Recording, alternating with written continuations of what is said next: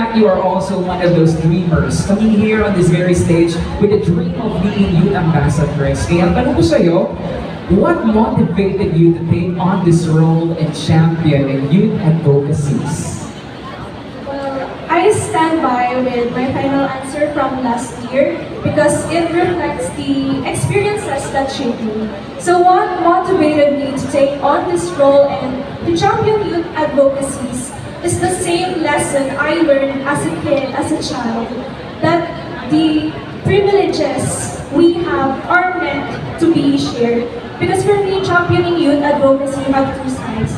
The first one are for programs and initiatives, and the other side as well is for inspiring hope, for nurturing potential, and for reminding every child, every youth that they are capable of more than the world often expects of them. Beautiful answer, no? Gusto ko yung sinabi mo na, because